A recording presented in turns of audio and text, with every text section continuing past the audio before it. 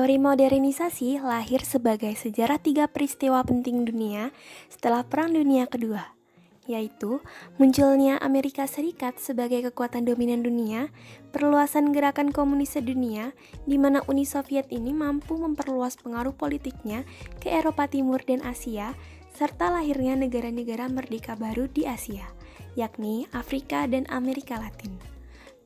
Terdapat 2 teori yang melatar belakangi lahirnya teori modernisasi, yaitu teori evolusi dan teori fungsionalisme.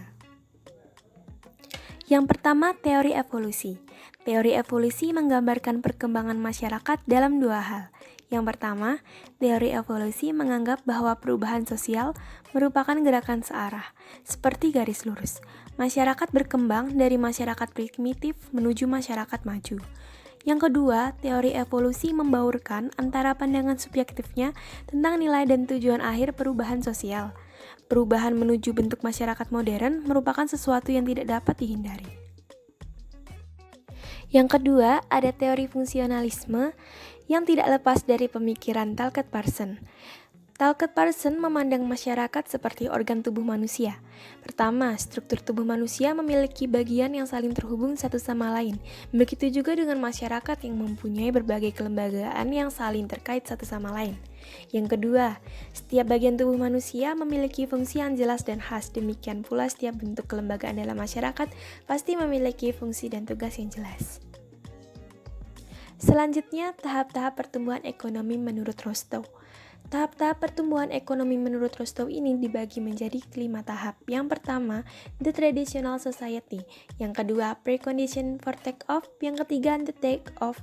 Yang keempat, drive to maturity. Dan yang kelima, the age of mass consumption. Yang pertama ada the traditional society. Pada masa ini, cara-cara memproduksi masih relatif primitif. Hidup masyarakat juga masih dipengaruhi oleh nilai-nilai dari kebiasaan turun-temurun dari nenek moyang.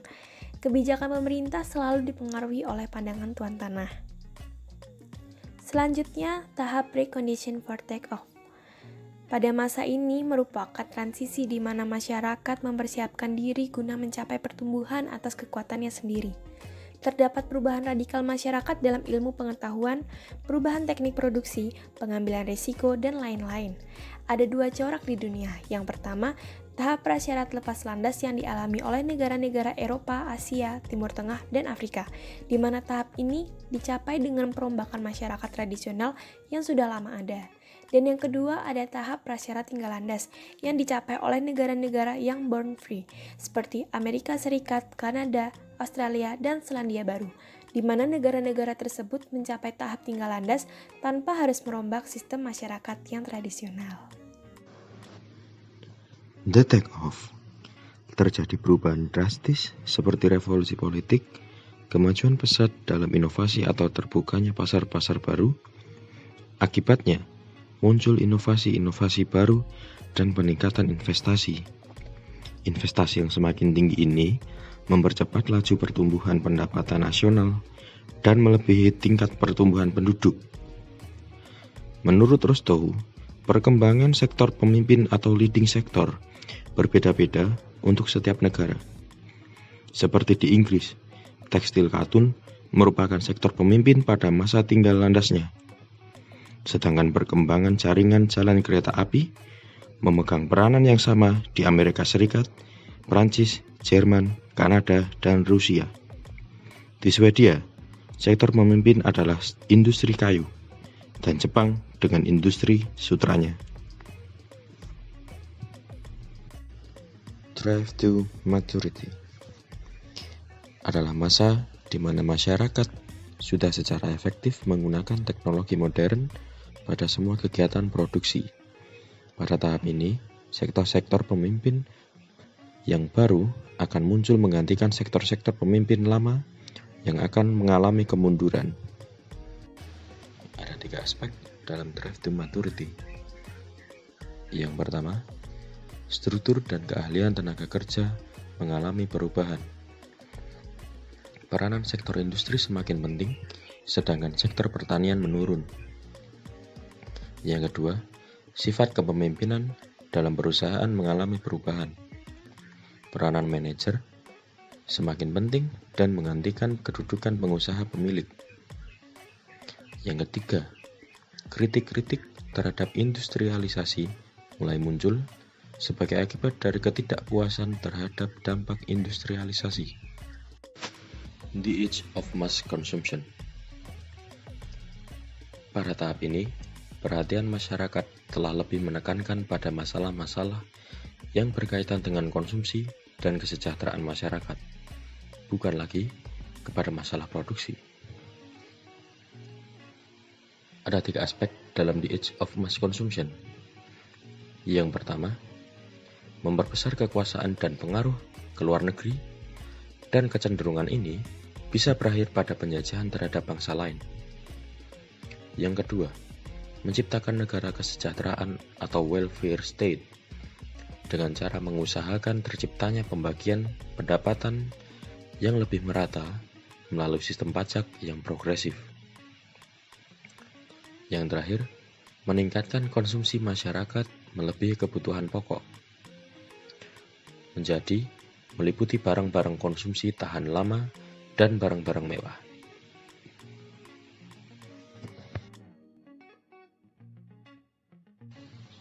Teori modernisasi klasik. Ada 5 hasil kajian yang menggunakan pendekatan teori modernisasi klasik. Disebut klasik karena telah menjadi contoh, bahkan menjadi panduan dari karya-karya teori modernisasi. Yang pertama, hasil penelitian McClellan tentang motivasi berprestasi yang mewakili karya di bidang psikologi. Yang kedua, kajian Inkeles di sekitar tesis manusia modernnya. Yang ketiga, pengamatan Sumawenta tentang kemungkinan kesiapan ekonomi Indonesia dalam mencapai tahapan lepas landas, sebuah konsep ekonomi yang dikembangkan oleh Rostow. Yang keempat, hasil kajian sosiologi makro dari Bellah tentang agama Tokugawa dan pembangunan Jepang. Yang kelima, kajian Lipset. Keterkaitan antara pembangunan ekonomi dan pembangunan demokrasi politik yang merupakan representasi disiplin ilmu politik. McClellan, motivasi berprestasi. Baginya, kaum wira swastawan domestiklah, bukan politikus, yang memegang peran kritis dan bertanggung jawab terhadap pencapaian kemajuan dunia ketiga. Para wira swastawan tidak hanya berfokus pada pengumpulan laba, tapi juga keinginan kuat untuk mencapai prestasi gemilang. Dengan begitu diperlakukannya, penampilan kerja yang baik yang berusaha memperbaiki kualitas kerja yang dicapainya, maka inilah yang disebut McClellan sebagai motivasi berprestasi. Tapi seharusnya dunia ketiga memiliki kelompok wira swastawan yang memiliki kebutuhan tinggi untuk berprestasi dan bisa mengubah bantuan asing menjadi investasi produktif. Alex Inclis, Manusia Modern. Inclis melahirkan berbagai buku dan artikel tentang manusia modern. Menurut Inclis, karakteristik manusia modern yaitu yang pertama adalah terbuka terhadap pengalaman baru, yang kedua adalah memiliki sikap untuk semakin independen terhadap berbagai bentuk otoritas tradisional, yang ketiga adalah percaya terhadap ilmu pengetahuan alam dan kekuatannya dalam menundukkan semesta, yang keempat adalah memiliki mobilitas tinggi, kemudian memiliki rencana jangka panjang, dan yang terakhir adalah aktif dalam peraturan politik. Karena Inclis tidak mempunyai indikator akan perbedaan ketegangan psikologis antara manusia modern dan manusia tidak modern di dunia ketiga, maka Inclis mengambil kesimpulan bahwa modernisasi tidak akan memunculkan ketegangan psikologis dari manusia-manusia dari negara ketiga.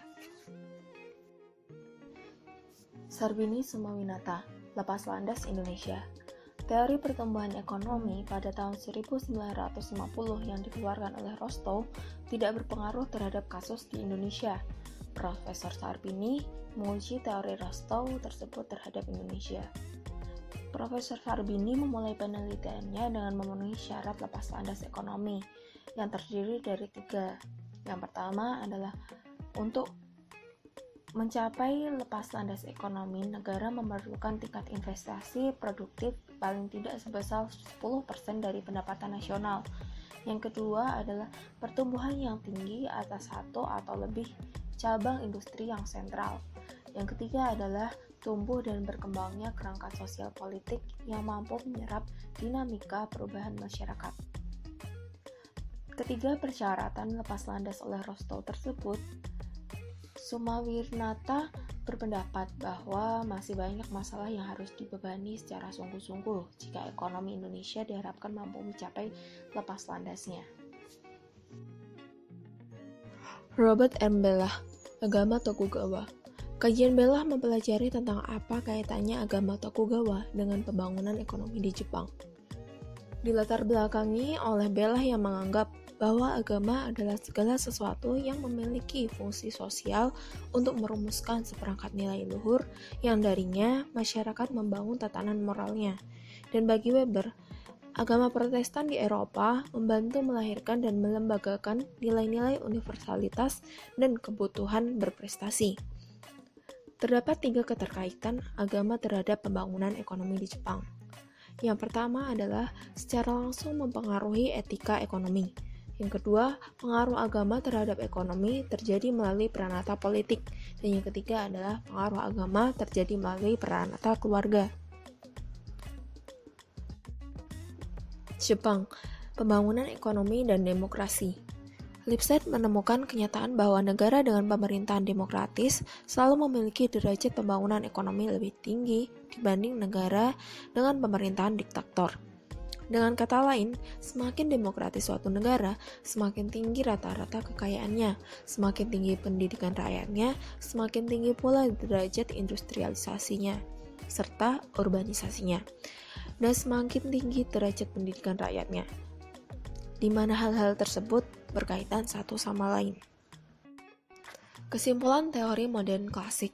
Dapat diketahui bahwa teori modern klasik memiliki kemampuan dalam mengarahkan dan mempengaruhi pola pikir peneliti, para perencana, dan pengambil keputusan. Dalam memecahkan permasalahan-permasalahan atau persoalan-persoalan keterbelakangan di negara-negara dunia ketiga adalah dengan mencari tambahan modal, berusaha berubah dari menerima bantuan menjadi menerima investasi produktif, peningkatan etika dalam berkehidupan dan bekerja, serta peningkatan pendidikan. Kekurangan modal, tabungan, dan investasi menjadi masalah utama dalam pembangunan. Namun, pada intinya sama bahwa usaha peningkatan tabungan dan investasi dalam memacu perkembangan sebuah masyarakat untuk mencapai posisi tinggal landas.